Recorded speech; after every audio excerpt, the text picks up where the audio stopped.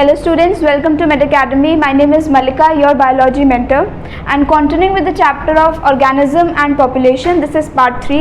अगर part 1 और part 2 नहीं देखा तो प्लीज़ पहले वो थोड़ा सा, क्योंकि जो चैप्टर है वो continuation में, अगर ये वो दोनों समझ नहीं आएंगे तो ये भी समझ नहीं आएगा. तो organism and population में till part 2 we discussed about population attributes, what is birth rate, death rate, natality, mortality, ये सब के बारे में हमने डिस्कस किया. अब हम बात करेंगे अबाउट पॉपुलेशन इंटरैक्शन, क्योंकि सिर्फ एक ही स्पीशीज़ पूरे ऑर्गेनाइजेशन में कॉलोनाइज नहीं कर सकती. क्या मतलब हुआ? जैसे प्लांट्स हैं, फॉर एग्जांपल प्लांट्स अपना फूड प्रोड्यूस करते हैं, किसके लिए? For animals.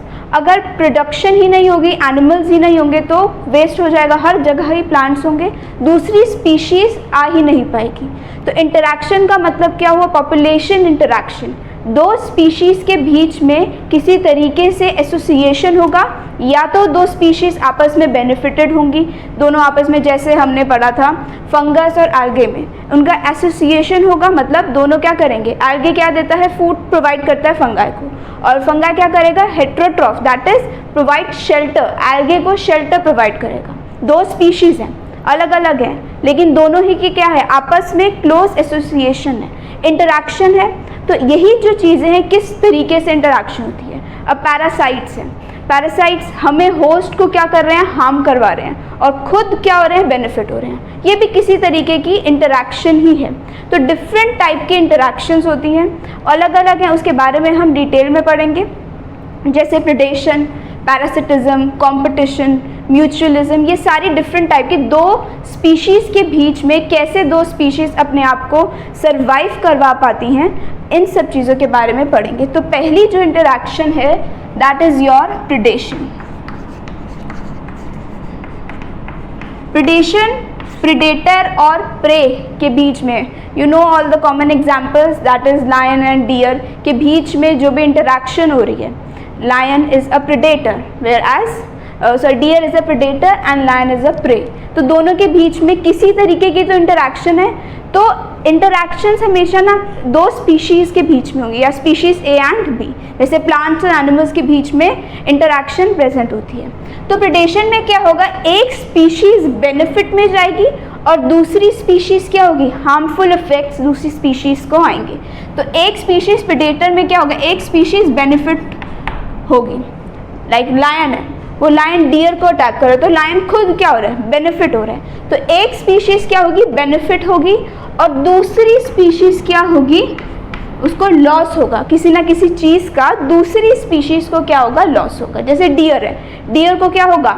लॉस होगा. तो ये प्रेडेशन है. पैरासिटिज्म में भी यही होता है. पैरासिटिज्म में भी एक स्पीशीज़ को प्रॉफिट होगा, दूसरी स्पीशीज़ को क्या होगा? लॉस होगा. प्लस जो ये प्रेडेशन है ना, बहुत ज़रूरी भी है एक तरीके से. क्यों? क्योंकि प्रे की जो पॉपुलेशन है उसको कंट्रोल करने के लिए, अगर लायन नहीं होती तो डियर की पॉपुलेशन क्या हो जाएगी? बहुत ज़्यादा हो जाएगी, कंट्रोल्ड में नहीं आएगी. तो प्रेडेटर्स का क्या काम होता है? अपने प्रे की स्पीशीज़ को क्या करना? प्रे की स्पीशीज़ को कंट्रोल में रखना, ताकि ज़्यादा अगर हो गए तो दिक्कत आ सकती है. ये काम होता है. एग्जाम्पल में जैसे प्रिकी पियर कैक्टस. प्रिकी पियर कैक्टस ये एक टाइप का कैक्टस था. It acted like a what? Predator. Predator मतलब अगर नॉर्मल प्रेडेटर्स नहीं है, नेचुरल प्रेडेटर्स नहीं है, तो ये एक्ट करेंगे और ये क्या करेंगे? प्लांट्स को हार्म पहुंचाना शुरू करेंगे. तो प्रिकी पियर कैक्टस ऑस्ट्रेलिया में इंट्रोड्यूस्ड हुआ इन द ईयर 1920. ईयर याद रखना जरूरी है. कब हुआ था? 1920 में प्रिकी पियर कैक्टस ऑस्ट्रेलिया में जितने भी आसपास के जितने भी सराउंडिंग में प्लांट्स थे, उन प्लांट्स को हार्म करना शुरू कर दिया था. क्यों? क्योंकि वो जो दूसरे प्लांट्स थे वो सरवाइव नहीं कर पा रहे थे. जब ये आए, ये प्रिकी पियर कैक्टस प्लांट्स जो थे ये आए, तो दूसरे प्लांट्स, दूसरी स्पीशीज़ क्या कर पा रही थी? सरवाइव नहीं कर पा रही थी. तो अब बहुत ज़्यादा इनकी ग्रोथ क्या हो रही थी? बहुत ज़्यादा हो रही थी. हर जगह पे billion of vector of land में ये पूरा अपना उन्होंने फैला लिया था कि पूरे कैक्टस ही कैक्टस हर जगह थे. अब बहुत ज़्यादा हो रही है, इसको कंट्रोल करना भी तो ज़रूरी है. अब ये प्रे बन चुका था, तो इसको कंट्रोल करने के लिए कैक्टस फीडर मॉथ इंट्रोड्यूस करवाया गया क्योंकि बहुत एक्स्ट्रा ग्रोथ हो रही थी, जिसकी वजह से कंट्रोल्ड ये कैक्टस की ग्रोथ कंट्रोल्ड नहीं हो रही थी, तो उसके लिए कैक्टस फीडर मॉथ की इंट्रोडक्शन करवाई। उससे क्या हुआ, इसकी जो ग्रोथ है वो थोड़ी सी कम होने शुरू हो गई। कैक्टस फीडर है ना, मतलब कैक्टस को फीड करेगा ऐसा मॉथ, जो कैक्टस जितने भी ये वाले प्लांट्स थे, प्रिकीपियर कैक्टस जितने भी ये वाले प्लांट्स थे, ये क्या करेंगे, कंट्रोल्ड करवाने में हेल्प करेंगे। तो ये काम हो गया, राइट। प्लस प्रेडेटर्स को ना एक टर्म दी जाती है, that is called as prudent. अब ये प्रूडेंट का क्या मतलब हुआ, प्रेडेटर्स को बोला जाता है प्रूडेंट। प्रूडेंट का मतलब बहुत चालाक भी होते हैं प्रेडेटर्स। किस तरीके से, उनको पता है कि अगर हमने सारे प्रे जितने भी हैं, जैसे लायन को पता है अगर मैं सारे डियर खा गया तो क्या होगा, प्रे कम हो जाएंगे, डियर की जो पॉपुलेशन है वो कम हो जाएगी, अल्टीमेटली प्रेडेटर्स भी क्या हो जाएंगे, फिर लायन भी क्या हो जाएगा, भूखा हो जाएगा। तो अपने लिए भी वो सोचते हैं। तो प्रेडेटर्स को क्या बोला जाता है, प्रूडेंट इन नेचर, मतलब वो ओवर एक्सप्लॉइट प्रे को नहीं करते, कंप्लीटली एकदम नहीं करेंगे कि पूरी जगह से जितने भी प्रे की पॉपुलेशन है वो सारी डैमेज हो जाए। तो प्रेडेटर्स ये भी काम करते हैं कि प्रे की पॉपुलेशन कंट्रोल में रहे, डैमेज खुद ना वो कर सके। ज़्यादा अगर वो एक्सप्लॉइट कर देंगे प्रे को, ज़्यादा ही अगर पूरी जगह से वो ख़राब कर देंगे तो क्या होगा, अल्टीमेटली वो हंगर से, भूख से ही खुद मर जाएंगे। तो प्रेडेटर्स अपने लिए भी देखते हैं कि हम अच्छे से रह पा रहे हैं कि नहीं पा रहे, तो तभी प्रेडेटर्स को क्या बोला जाता है, प्रूडेंट। प्लस प्रे के स्पीशीज़ को कंट्रोल करने के लिए भी एग्जाम्पल है, एक पिज़ास्टर फिश इंट्रोड्यूस करी, कहाँ पर, ओशन में, और वो किसका प्रे, किसको अटैक कर रहा था, स्टारफिश को, ठीक है, स्टारफिश को अटैक कर रहा था। लेकिन अगर हमने देखा कि जो साइंटिस्ट ने देखा कि पिज़ास्टर फिश को रिमूव कर दिया, एक पर्टिकुलर एरिया से पिज़ास्टर फिश को रिमूव कर दिया, तो स्टारफिश की आफ्टर अ डेकेड देखा कि स्टारफिश की पॉपुलेशन क्या हो गई, बहुत ज़्यादा बढ़ गई। तो उस समय क्या पता चला कि प्रे की स्पीशीज़ को कंट्रोल करना किसके हाथ में होता है, प्रेडेटर्स के हाथ में होता है।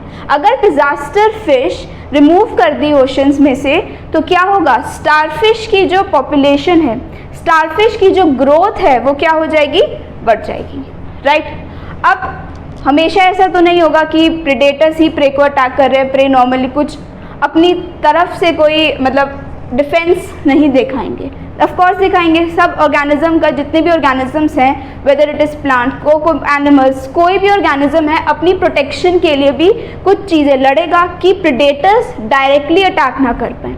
वो तो डिपेंड करता है कि प्रेडेटर अगर बहुत ज़्यादा स्ट्रॉन्ग है तो ऑफ कोर्स प्रे मतलब उसके हाथ में आ जाएगा, लेकिन प्रे भी कुछ ना कुछ करेगा ताकि डिफेंस बच सके, प्रेडेटर से वो डायरेक्टली ज़्यादा हार्म ना उसको पहुंच पाए।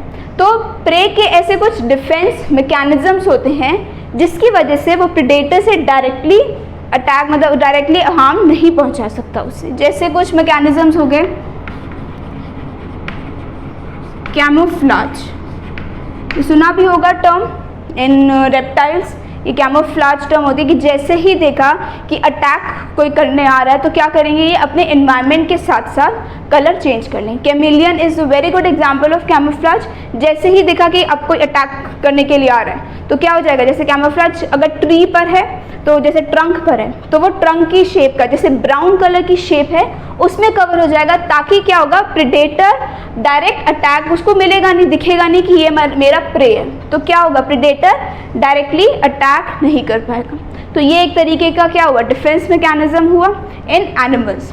अब बात करते हैं एनिमल्स में, इंसेक्ट्स में। इंसेक्ट्स में एक बटरफ्लाई है, that is called as monarch butterfly. That is called as your monarch butterfly. ये क्या करती है मोनार्क बटरफ्लाई, जैसे ही कोई एनिमल इसको इनगल्फ करने की कोशिश करता है तो मोनार्क बटरफ्लाई क्या करती है, एक ऐसा केमिकल रिलीज करती है ताकि ऑर्गेनिज्म उससे कोई दूसरा जो भी एनिमल है उसे इनगल्फ कर ही ना पाए, बचने के लिए। बेसिकली ये जितने भी प्रे हैं अपने डिफेंस के लिए, बचने के लिए प्रेडेटर से अलग अलग तरीकों का, अलग अलग डिफेंस मैकेनिज्म्स का यूज़ करती है। तो मोनार्क बटरफ्लाई से केमिकल, और ये केमिकल कैटरपिलर स्टेज में ही बनना शुरू हो जाता है. It start getting produced at the stage of caterpillar, right. तो कैटरपिलर स्टेज में ऐसा केमिकल प्रोड्यूस होगा कि इन केस अगर वो प्रेडेटर अटैक करता भी है तो what will monarch butterfly do, it will release a chemical that will make कोई भी एनिमल किसी को भी सिक करवाने में हेल्प कर सकता है. ये जो था एनिमल्स के बारे में. प्लांट्स में भी तो होगा, क्योंकि अगर जितने भी एनिमल्स प्लांट्स को ऐसा कोई मैकेनिज्म तो होगा कि प्लांट्स भी बच सकें, जितने भी प्रेडेटर्स हैं उनसे भी बच सकें. तो एक तो है वी ऑल नो कौन सा, कैक्टस, ऐसा ही डेजर्ट प्लांट एकेसिया. ये तो ऐसे प्लांट्स हैं जिनमें स्पाइंस होती है, सबको पता है, सबने देखे भी हैं. तो ये स्पाइंस क्या करती हैं, कोई भी एनिमल है डायरेक्टली, इनको कभी देखा है कि कोई भी एनिमल कैक्टस से लीफ तोड़ के खा रहा हो? पहली बात तो लीफ नहीं होगी, स्पाइंस की प्रेजेंट होगा उस पर पूरा. तो कभी एनिमल को देखा नहीं वो स्पाइंस तोड़ के खा रहा है. ये एक तरीके का क्या है, इनमें डिफेंस मैकेनिज्म है ताकि कोई भी एनिमल उस पर्टिकुलर प्लांट को ना इनगल्फ कर पाए. दूसरे जो नॉर्मल लीव्स होते हैं, हमने सबने कैटल ग्रेज करती हैं, अलग अलग चीज़ें इस पर खाते हैं, लेकिन कैक्टस पे ऐसा कुछ कभी नहीं देखा. Just because of this reason, the presence of spines which are present help in defense mechanism, right? ये तो हो गया प्लांट्स में. और डिफेंस मैकेनिज्म हम जब नॉर्मल लीव्स हैं अगर जिनमें, क्योंकि हर एक प्लांट में स्पाइंस की प्रेजेंस नहीं हो सकती, दीज आर एक्सेप्शन. अब नॉर्मल लीव्स हैं तो वो क्या करेंगे, वो कुछ ऐसा केमिकल सिक्रीट करते हैं, जैसे सेम जैसे मोनार्क बटरफ्लाई में केमिकल सिक्रीट हो रहा था, जैसे ही किसी एनिमल ने इनगल्फ किया what they will do, chemical release करेंगे और वो एनिमल मर जाएगा. ऐसे ही केमिकल कुछ एक प्लांट का नाम है that is your Calotropis. Calotropis एक ऐसा प्लांट है जो केमिकल रिलीज करेगा ग्लाइकोसाइड, कार्डियक ग्लाइकोसाइड. ये एक ऐसा केमिकल है जो क्या करेगा, एनिमल अगर इसको इनगल्फ भी करता है, इनके लीव्स को, कैलोट्रोपिस की लीव्स को अगर खाता भी है तो he will become sick and die. ये ऐसा डिफेंस मैकेनिज्म है कैलोट्रोपिस प्लांट का, बिकॉज प्लांट्स मूव नहीं कर सकते. एनिमल्स का क्या है, वो एक जगह से दूसरी जगह बचने के लिए जा सकते हैं, लेकिन प्लांट्स ये ऐसे नेचुरल मैकेनिज्म्स होते हैं जिनकी वजह से दे सर्वाइव. अब जितने भी कैलोट्रोपिस, जितने भी कैफीन, निकोटीन, ओपियम, ये सारे ना डिफेंस मैकेनिज्म के लिए ही सिक्रीट किए जाते हैं जिनका यूज़ हम करते हैं. जितने भी ओपियम, निकोटीन, कैफीन, ये सारे प्लांट्स में से एज अ डिफेंस मैकेनिज्म के वेज हैं जो केमिकल सिक्रीट होते हैं प्लांट्स के थ्रू ताकि एनिमल्स उनको ना खा पाएँ. ठीक है, ये जितने भी सब प्लांट्स के अलग अलग मैकेनिज्म्स हैं. So this was about your first population interaction that is predation. Next जो इंटरैक्शन है वो पढ़ेंगे पैरासिटिज्म.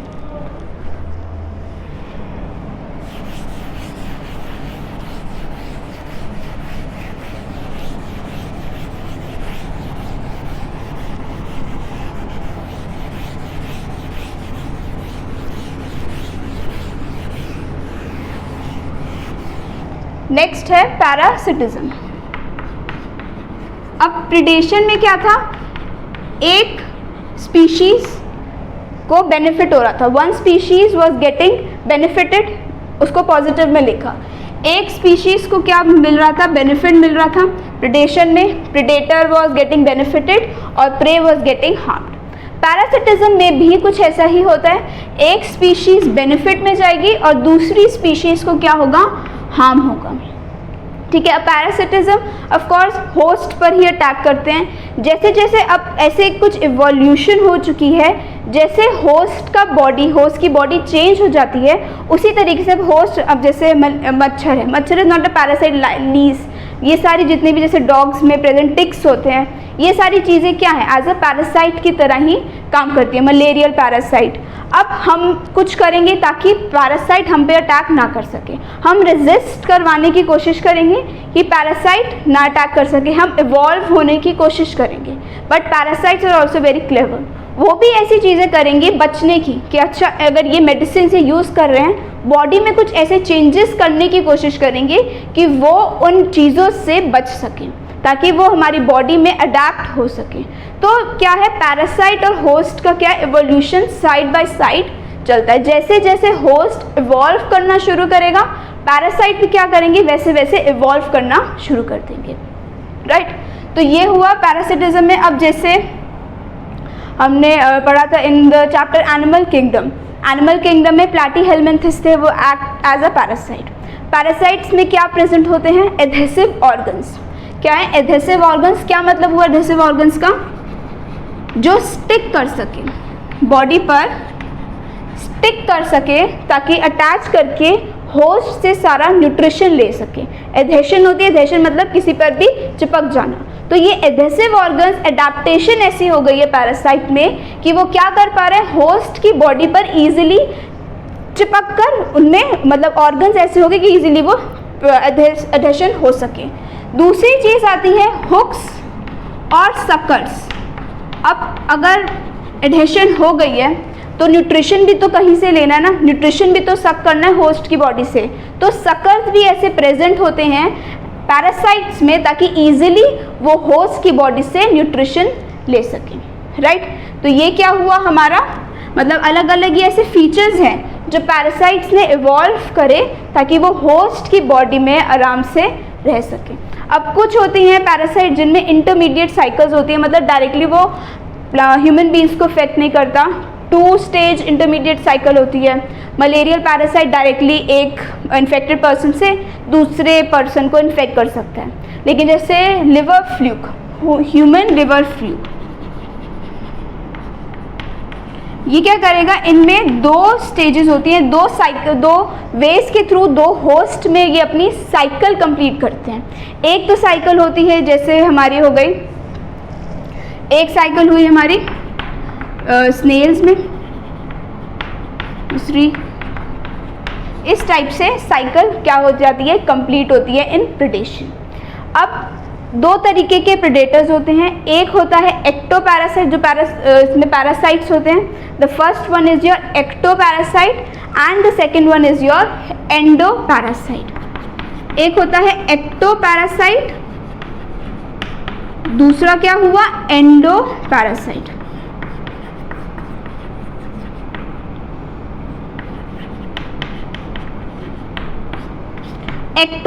एक्टो का मतलब क्या समझ में आ रहा है, आउटर।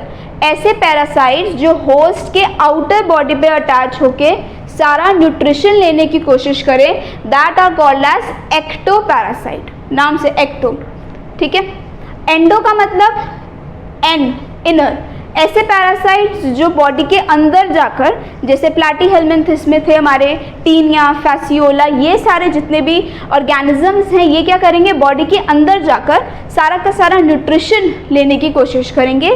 तो ये कौन से पैरासाइट्स हुए, एंडोपैरासाइट। और ये एक्टो में लाइस, टिक्स, ये सारी जो बाहर से एक्सटर्नल एनवायरनमेंट से, मतलब हमारी बॉडी के बाहर से न्यूट्रिशन ले पा रहे हैं, और एंडो बॉडी के अंदर। और पैरासाइट्स डैमेज भी ऑफ कोर्स करते हैं, एक तो न्यूट्रिशन ले रहे हैं बॉडी से, ग्रोथ को क्या कर देंगे, थोड़ा सा बॉडी में कम कर देंगे, क्योंकि जितना भी न्यूट्रिशन है होस्ट ले रहा है वो सारा का सारा न्यूट्रिशन कहाँ चला जाएगा, पैरासाइट्स में जाएगा। तो सर्वाइवल में भी ऐसे केसेस भी होते हैं जब बॉडी के अंदर बेसिकली जो हार्म ज़्यादा प्रेजेंट होता है वो एंडोपैरासाइट्स की वजह से होते हैं।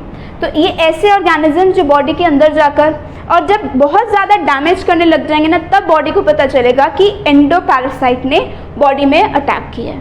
तो ये बॉडी में डैमेज करते हैं, सर्वाइवल में भी प्रॉब्लम होती है। तो बेसिकली पैरासाइट्स क्या करते हैं, सर्वाइवल, ग्रोथ एंड रिप्रोडक्शन, इन सब चीज़ों को पैरासाइट्स अगर होस्ट में इन्फेक्ट हो रहे हैं तो इन सब चीज़ों को पैरासाइट्स क्या करेंगे, इफेक्ट करेंगे। पैरासाइट्स ये काम करते हैं। और एक और टर्म है पैरासाइट में ही, that is your brood parasitism. Brood parasitism, इसमें क्या मतलब हुआ, ब्रूड पैरासिटिज्म भी एक तरीके की पैरासिटिज्म ही है, बट इसमें क्या डिफरेंस हो जाता है, ये कोयल में, दैट इज कुकू, कोयल और क्रो में क्या प्रेजेंट होता है, कभी भी देखना in basically in the season of spring to summer,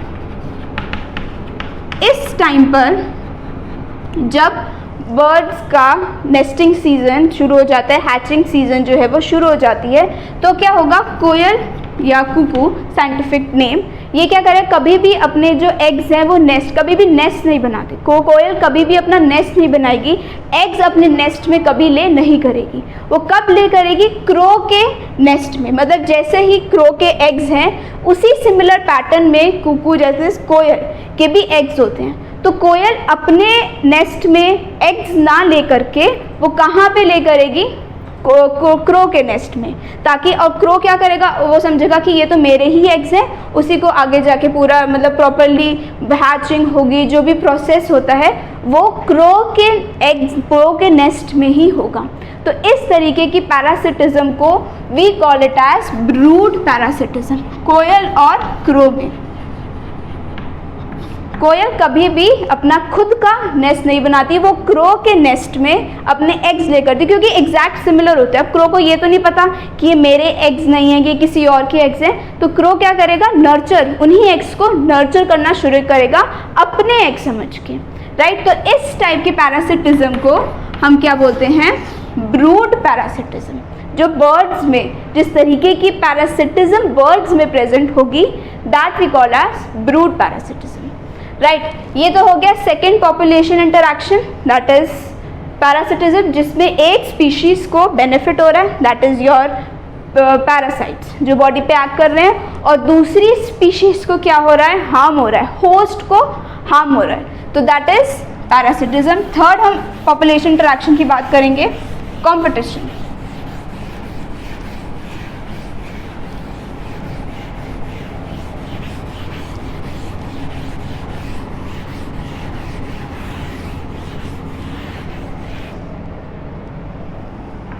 third,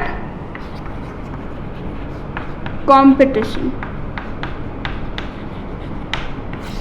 ये अगर इवोल्यूशन में पढ़ा होगा तो डार्विन ने यही बताया था कि एक ऑर्गेनिज्म अगर सरवाइव कर पा रहे, दो ऑर्गेनिजम्स हैं, कंपटीशन का मतलब यही हुआ कि एनिमल्स के केस में कंपटीशन का मतलब क्या हुआ कि कौन सा ऑर्गेनिज्म पहले किसी एक पर्टिकुलर रिसोर्स को, उनके लिए रिसोर्स क्या है, फूड है, राइट, कौन सा ऑर्गेनिज्म पर्टिकुलर रिसोर्स को पहले ले पाता है। अगर वो एक पर्टिकुलर एनिमल उस फूड को पहले ले पा रहा है तो मतलब क्या कि वो सरवाइव कर पाएगा, दूसरा एनिमल नहीं कर पा रहा तो वो क्या हो जाएगा, उस मतलब वो सरवाइव नहीं कर रहा, उसके जितनी भी पूरी प्रोजनी थी वो सरवाइव नहीं कर रही है, तो वो धीरे धीरे क्या हो जाएगा, उस इन्वायरमेंट से जो ऑर्गेनिज्म सरवाइव नहीं कर पा रहा उस पर्टिकुलर इन्वायरमेंट में, वो क्या हो जाएगा, धीरे धीरे करके एलिमिनेट होता जाएगा। और जो सरवाइव कर रहा है, जो स्ट्रॉन्ग है, तो वो क्या कर पाएगा, रिसोर्सेज को ले पाएगा। तो बेसिकली जो डार्विन ने कंपटीशन की थ्योरी बताई थी, that was survival of fittest. जो सरवाइव कर पा रहा है किसी भी हार्श इन्वायरमेंट में, किसी भी तरीके के इन्वायरमेंट में, उसका सर्वाइवल पॉसिबल है। और जो ऑर्गेनिज्म सरवाइव नहीं कर पा रहा, of course that organism will eliminate from the environment.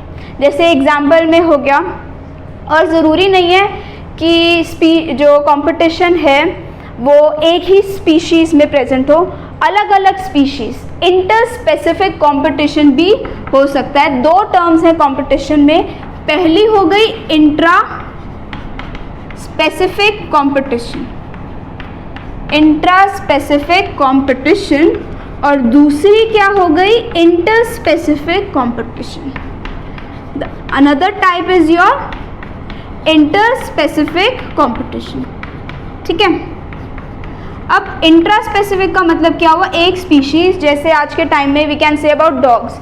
अब डॉग्स क्या करेंगे, अगर एक पर्टिकुलर जगह पर खाना है तो लड़ेंगे ऑफ कोर्स, क्यों, क्योंकि कंपटीशन, उनको अपना सर्वाइवल चाहिए। अगर उन्होंने फूड ले लिया तो दे विल सर्वाइव, और जो नहीं ले पाए वो नहीं कर पाएंगे। तो स्पीशीज क्या है, उसमें एक ही टाइप की स्पीशीज है ना, डॉग ही है, एक ही टाइप की स्पीशीज है, that is called as your intra specific competition.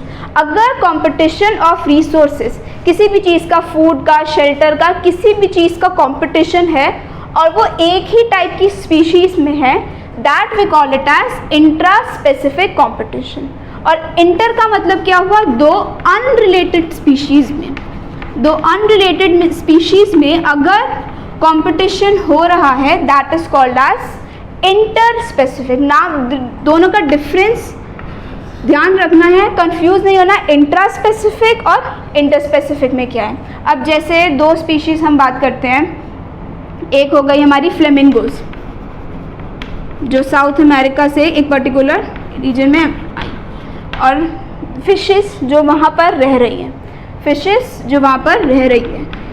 अब ये अनरिलेटेड स्पीशीज है ना दोनों, फिशेस एक पर्टिकुलर स्पीशीज़ में आएगा और फ्लेमिंगोज एक पर्टिकुलर स्पीशीज़ में आएगा, लेकिन इन दोनों में भी अगर रिसोर्स एक है, अगर फूड एक ही है, तो इन दोनों में भी क्या होगा, कंपटीशन होगा। इन केस में कंपटीशन किसके लिए होता है, ज़ूप्लैंक्टन, एक बहुत छोटे माइन्यूट ऑर्गेनिजम्स प्रेजेंट होते हैं, ज़ूप्लैंक्टन, फाइटोप्लैंक्टन, ज़ूप्लैंक्टन, ये सारे एक्वेटिक ऑर्गेनिजम्स हैं।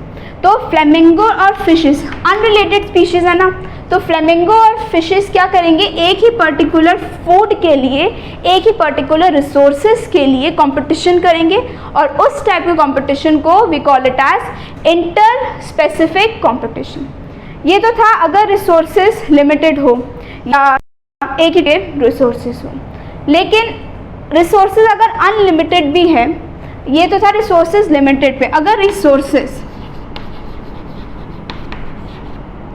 अनलिमिटेड भी हैं, अगर अनलिमिटेड है मतलब प्रॉपरली कितने भी रिसोर्सेज बहुत अमाउंट में नॉर्मली हर ऑर्गेनिज्म को फूड मिल रहा है, तो रिसोर्सेज इसमें क्या हो गए, अनलिमिटेड रिसोर्सेज हो गए, तब भी कंपटीशन हो सकता है। और वो कैसे होगा कि एक ऑर्गेनिज्म ने अपना फूड का पैटर्न, खाने के तरीके को बदल लिया, वो कार्निवोर्स से हर्बीवोर्स हो गया या वाइस वर्सा, किसी भी उसने जैसे बर्ड्स की हम बात करें, सीड की शेप चेंज हो गई, तो उनमें क्या हो गया, ऑर्गेनिज्म का फीडिंग पैटर्न चेंज हो गया। तो इसमें क्या होगा, अगर रिसोर्सेज अनलिमिटेड हैं, ऑर्गेनिज्म के फीडिंग पैटर्न में कोई चेंजेस आ गए, उन्होंने खाने का अपना तरीका बदल दिया या वो खाना छोड़ के दूसरे खाने पे आ गए, तो उसमें भी कंपटीशन क्या होगा, रिलेटेड स्पीशीज, अनरिलेटेड स्पीशीज में कंपटीशन होगा। जैसे एबिंगडन टॉर्टॉइस एक स्पीशीज़ है टॉर्टॉइस की, ये पर्टिकुलर एरिया में प्रेजेंट हैं, जो ब्राउजिंग करते हैं, नॉर्मली फूड ब्राउजिंग ग्रास वगैरह ऐसे नॉर्मली कोई चीज़ खाते हैं, ये नॉर्मल रह रहे हैं। लेकिन दूसरी स्पीशीज़ फॉर एग्जांपल गोट, दूसरी स्पीशीज़ आई, अनरिलेटेड स्पीशीज़ ही है ये, दूसरी स्पीशीज़ आई तो इनकी पॉपुलेशन क्या हो गई, कम हो गई। क्यों, क्योंकि गोट क्या हो गई, सुपीरियर हो गई, उनकी ब्राउजिंग एफिशिएंसी ज़्यादा थी। रिसोर्सेज अनलिमिटेड है बहुत सारे, लेकिन एफिशिएंसी स्पीड उनकी ज़्यादा हो गई, वो जल्दी खाने लग गए, इंटरनली ऐसे कुछ चेंजेस हो गए। रिसोर्सेज अनलिमिटेड भी हैं, लेकिन तभी भी क्या होगा, कंपटीशन प्रेजेंट होगा। तो ये तो हो गया when resources are unlimited, right. अब एक और टर्म आती है, that we call it as competitive release.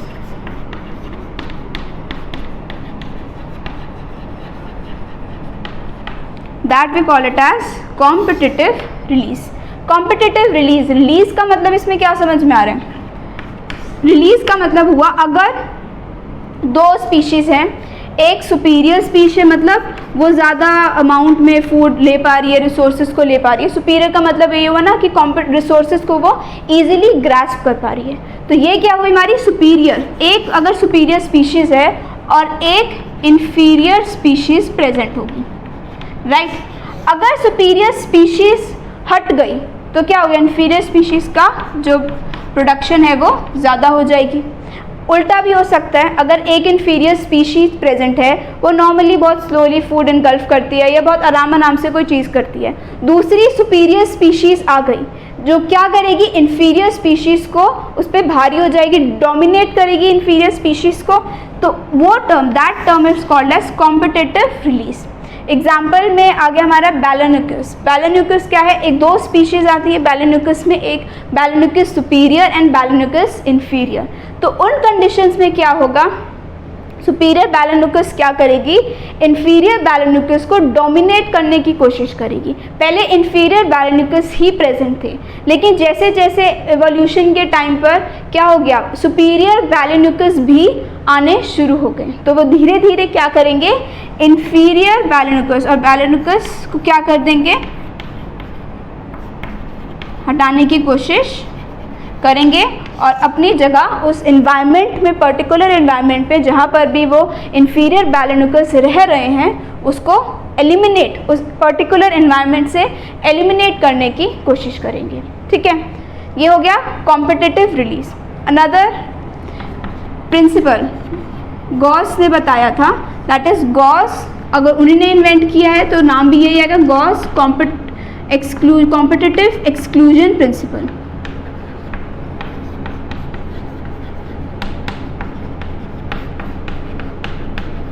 क्या मतलब हुआ इसका, कॉम्पिटिटिव एक्सक्लूजन प्रिंसिपल।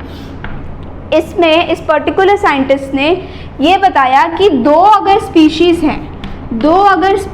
हैं, दोनों आपस में अगर उनका रिसोर्स क्या है, सेम है, अगर उनका रिसोर्स, पर्टिकुलर रिसोर्स सेम है, तो ये दो स्पीशीज़ कभी भी साथ में एग्जिस्ट नहीं कर सकती। अगर दो स्पीशीज़ दोनों ही इक्वली सुपीरियर हैं, प्रॉपरली केपेबल है रिसोर्स को लेने के लिए, तो दो स्पीशीज़ कभी भी साथ coexist, they can not coexist together.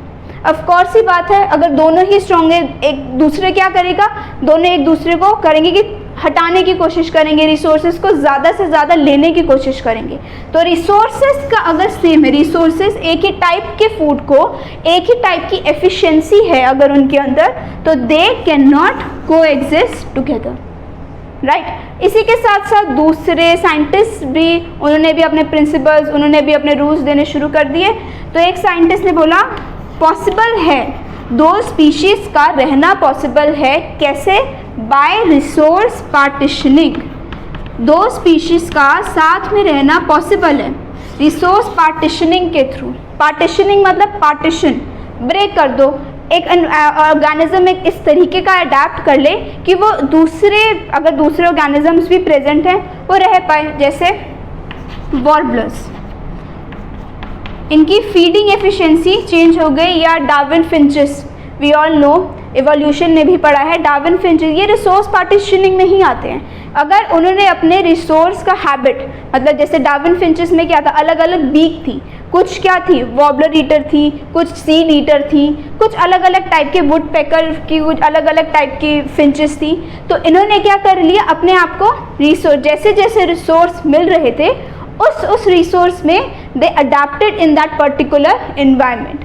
तो गॉस एक्सक्लूसिव प्रिंसिपल में जो बोला गया था कि दो स्पीशीज़ नहीं रह सकती आपस में अगर दोनों का रिसोर्स क्या है, सेम है। लेकिन अलग साइंटिस्ट ने, जैसे डार्विन ने बोला पॉसिबल है, बिल्कुल पॉसिबल है, अगर उनका रिसोर्स, अगर सेम रिसोर्स की जगह डिफरेंट रिसोर्सेज हो जाए, कुछ ऑर्गेनिजम्स अपने आप को इस तरीके से अडाप्ट कर ले कि वो अलग अलग फूड में, अगर उनको मिल भी रहा है, वो खाने की कोशिश करें। एवोल्यूशन ऐसे ही हुआ है कि धीरे धीरे करके एनवायरनमेंट में चेंजेस आए, बॉडी ने भी अडेप्ट करा अपने आप को, अंदर बॉडी के भी चेंजेस हुए ताकि एक्सटर्नल एनवायरनमेंट में वो रह सकें, राइट। तो रिसोर्स पार्टीशनिंग का मतलब हुआ पार्टीशन, रिसोर्सेज की अवेलेबिलिटी हर एक ऑर्गेनिज्म के लिए डिफरेंट हो जाए, इस तरीके से इवॉल्व हो जाए कि रिसोर्स वो डिफरेंट तरीक़ों से ले सके, that was resource partitioning, right. So this was about competition. जो थर्ड पॉपुलेशन इंटरैक्शन थी, वन स्पीशीज़ इज गेटिंग, या दोनों स्पीशीज़ भी नेगेटिव में भी जा सकती हैं। So this was about competition.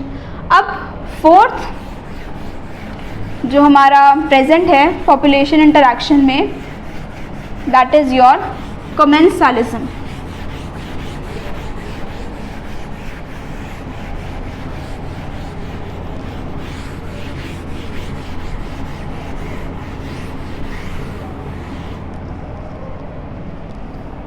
Fourth population interaction is your कमेंसालिज्म। इसमें क्या होगा, अब हमने जितना भी पढ़ा competition, it can be plus minus, it can be minus minus, दो स्पीशीज़ नेगेटिव इफेक्ट भी शो कर सकती है, दोनों को कुछ भी नहीं मिल रहा, और पॉजिटिव नेगेटिव भी शो कर सकती है। लेकिन कमेंसालिज्म में क्या होगा, एक स्पीशीज़ को बेनिफिट होगा और दूसरी जो स्पीशीज़ होगी उसको कोई बेनिफिट नहीं होगा, ना ही उसे कोई हार्म होगा। होती है इंटरैक्शन ऐसी भी कि सिर्फ एक ऑर्गेनिज्म है, दूसरे ऑर्गेनिज्म को बेनिफिट दे रही है, खुद उसको बदले में कुछ हार्म या कुछ पॉजिटिव इफेक्ट उसको नहीं दिख रहा। जैसे कि एग्जाम्पल है एक सी एनेमोन एंड क्लाउन फिश, एक तरीके की फिश है ये। अब इन फिशेस में क्या है, इसके ऊपर प्रेजेंट है सी एनेमोन जिसके टेंटेकल्स जो है वो स्टिंगिंग है, मतलब पॉइजन सिक्रीट करते हैं। जो टेंटेकल्स हैं वो पॉइजन सिक्रीट करते हैं, मतलब ऐसे ऑर्गेनिजम्स हैं। ये दो अलग अलग टाइप के ऑर्गेनिजम्स हैं, राइट। एक है सी एनेमोन और एक है क्लाउन फिश। दो ऑर्गेनिजम्स हैं, क्लाउन फिश के ऊपर ही प्रेजेंट होता है एक छोटा सा, दैट इज सी एनेमोन। अगर ये क्या करेगा, अगर जैसे दूसरा कोई फिश है या दूसरा कोई पर्टिकुलर ऑर्गेनिज्म है अटैक करने की कोशिश करेगा क्लाउन फिश को, तो ये जो टेंटेकल्स हैं, ये जो सी एनेमोन में जो स्टिंगिंग टेंटेकल्स प्रेजेंट हैं, ये ऐसे केमिकल्स, ऐसे पॉइजन रिलीज करेगा कि दूसरा ऑर्गेनिज्म मतलब उसकी डेथ हो जाएगी। तो क्लाउन फिश को बेनिफिट हो रहा है किससे, सी एनेमोन से, प्रोटेक्शन के लिए। बेसिकली क्लाउन फिश को प्रोटेक्शन मिल रही है सी एनेमोन से, तो ये बेनिफिट हो रहा है इसको, मतलब पॉजिटिव इफेक्ट दिख रहा है। लेकिन क्या सी एनेमोन को कोई पॉजिटिव इफेक्ट दिख रहा है, क्या उसको कुछ मिल रहा है? वो तो सिर्फ उसको प्रोटेक्शन दे रहा है। क्लाउन फिश को सिर्फ प्रोटेक्शन के लिए, एज अ प्रोटेक्शन के लिए यूज़ किया जा रहा है। लेकिन इसमें सी एनेमोन में कोई इसको कुछ भी पॉजिटिव या नेगेटिव इफेक्ट, ना उसको कुछ हार्म हो रहा है, सिंपल उसकी हेल्प करता जा रहा है। दूसरे ऑर्गेनिज्म को वो बेनिफिट प्रोवाइड कर रहा है और खुद उसे कोई बेनिफिट या कोई हार्म नहीं मिल रहा। तो इस टाइप के इंटरेक्शन को हम क्या बोलते हैं, commensalism. This species is neither getting benefit nor harm, right? तो ये किस में आएगा, कमेंसलिज्म में। ऐसे ही और भी एग्जाम्पल्स हैं, जैसे हो गया हमारा ऑर्किड्स। ऑर्किड्स मैंगो ट्री पर ग्रो करते हैं, एज एन एपिफाइट। ऑर्किड्स को सपोर्ट मिल रहा है मैंगो ट्री का, उस पर ग्रोथ हो गई, मतलब आगे वो उसकी ग्रोथ पूरी हो पा रही है मैंगो ट्री के सपोर्ट में। जो ग्रोथ हो रही है ऑर्किड्स की, वो किसकी वजह से हो रही है, मैंगो ट्री की वजह से हो रही है। तो ऑर्किड्स को तो बेनिफिट मिल रहा है किससे, मैंगो ट्री से, और किस लिए, ग्रोथ के लिए मिल रहा है। लेकिन क्या मैंगो ट्री को कुछ, अगर उस पर ग्रोथ हो भी रही है ऑर्किड्स की, मैंगो ट्री को क्या उसकी उसमें कोई चेंजेस आ रहे हैं क्या, उसकी साइकिल में मैंगो ट्री के कोई चेंजेस आ रहे हैं, कुछ भी हो रहा, नहीं हो रहा। तो mango tree is getting neither harm nor benefit from orchids, but orchids are getting benefit from mango tree. तो इस टाइप के इंटरेक्शन को क्या बोलते हैं, कमेंसलिज्म। दूसरा एग्जाम्पल है barnacles growing on the back of tree। तो ये कुछ एग्जाम्पल्स हैं, मतलब दो ऐसी इंटरपॉपुलेशन जिनमें एक को हार्म हो रहा हो, और एक को बेनिफिट हो रहा हो और दूसरे को कुछ भी नहीं मिल रहा, राइट। अब दूसरा आता है जिसमें दोनों ही पॉपुलेशंस, दोनों ही स्पीशीज़ को क्या मिल रहा हो, बेनिफिट मिल रहा हो। उस टाइप के इंटरेक्शन को हम बोलते हैं mutualism. The interaction between them we call it as mutualism. Fifth interaction है ये म्यूचुअलिज्म। ऐसी स्पीशीज जिनको दोनों को ही बेनिफिट मिलता हो, जैसे फंगस और एल्गे में हमने जो स्टार्टिंग में डिस्कस किया, दोनों को ही बेनिफिट मिल रहा है, दोनों का ही इसमें प्रॉफिट हो रहा है। तो उस टाइप की स्पीशीज़ किस में आएंगी, म्यूचुअलिज्म में। जैसे फंगस और हायर प्लांट्स का एसोसिएशन जो होता है, फंगस और हायर प्लांट्स का, that is called as mycorrhiza. Fungus और हायर प्लांट्स के एसोसिएशन को कॉल्ड एज माइकोरहाइजा। दोनों को ही इसमें बेनिफिट मिलता है, मतलब नाइट्रोजन फिक्सेशन में हेल्प करता है, इसको फूड प्रोवाइड करता है, इन सब चीज़ों में, that we call it as mutualism.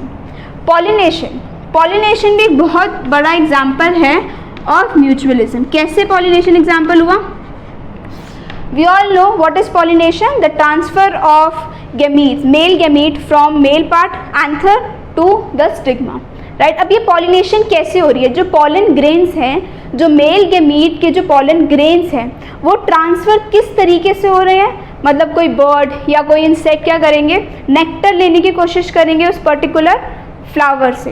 अब नेक्टर्स जब लिया तो उनमें बीज में मतलब हम देखा होगा कि फ्लावर के ऊपर बी मंडराती रहती है, वो क्यों? Because of nectar. ऐसा जूसी सिक्रीशंस फ्लावर्स में प्रेजेंट होती हैं जो क्या करती हैं, अट्रैक्ट करने के लिए, बीज को अट्रैक्ट करने के लिए वो सिक्रीशंस प्रेजेंट होती हैं। अब एक पर्टिकुलर फ्लावर ने उस मतलब नेक्टर लिया, और पर्टिकुलर फ्लावर में जो नेक्टर था बी ने वो सक किया। जब सक कर रहा है नेक्टर तो उस बी में क्या है, जो फ्लावर के ऊपर पॉलन ग्रेन्स प्रेजेंट है, मेल गैमीट भी पास में ही होता है नेक्टर के, तो क्या होगा, बी के पैरों में या उसकी बॉडी पर कहीं पर भी पॉलन ग्रेन स्टिक हो जाएंगे। जैसे ही नेक्टर सक हो रहा है मतलब बी को भी पॉजिटिव इफेक्ट दिख रहा है, बी को भी बेनिफिट मिल रहा है फ्लावर से, क्या, नेक्टर की प्रोडक्शन हो रही है। और साथ के साथ जब पॉलन ग्रेन स्टिक हो गए बी के ऊपर, अब बी दूसरे प्लांट में जाएगा, दूसरे प्लांट से नेक्टर लेगा, राइट। तो दूसरे प्लांट में वो क्या करेगा, पॉलन ग्रेन अपने स्टिक मतलब उस पे स्टिग्मा के ऊपर छोड़ देगा। तो इस तरीके से क्या हो रहा है, प्लांट्स को भी पॉजिटिव इफेक्ट दिख रहे हैं। क्यों? प्लांट्स क्या, वो बीज क्या कर रहे हैं, पॉलिनेशन करवा पा रहे हैं between one plant to another. Bees pollination कर रहे हैं एक प्लांट से दूसरे प्लांट में पॉलिनेशन, और लेकिन उनको खुद को पता नहीं है, बीज को खुद को पता नहीं है कि हम क्या कर रहे हैं, लेकिन वो बेनिफिट प्लांट्स को प्रोवाइड कर पा रहे हैं। तो this is the very good and very important example of your mutualism की दोनों ही स्पीशीज़, पॉलिनेशन में दोनों ही स्पीशीज़, प्लांट्स की और बीज की, दोनों की स्पीशीज़ क्या हो रही है, बेनिफिट उठा पा रही है, प्रॉफिट दोनों की स्पीशीज़ को मिल पा रहे हैं, राइट। तो ये एग्जाम्पल किस में आएगा, म्यूचुअलिज्म में। ऐसे बहुत एग्जाम्पल्स हैं जिसमें, और म्यूचुअलिज्म के काफ़ी एग्जाम्पल्स हैं जिसमें दोनों species are getting benefited, right? So these are your 5 population interactions: predation, parasitism, commensalism, competition and mutualism. I hope ये आपको समझ आया होगा that what are these interaction. With this we complete our chapter of organism and population. If you have any doubt related this chapter, please write in the comment section below क्या topic है जो नहीं समझ में आया हो कुछ भी, and if you like the video please hit the like button. साथ के साथ you can follow us on Telegram, जिसमें सारे जितने भी चैप्टर्स हमने अभी तक कवर किए हैं उसके hand written notes we will provide you. और नीट की प्रिपरेशन में कोई भी क्वेरी है या कोई भी डाउट है, आप मुझे इंस्टाग्राम पर भी डीएम कर सकते हैं। टेलीग्राम और इंस्टाग्राम का link is given in your description box below. So please like, subscribe and share the channel made academy. Thank you very much.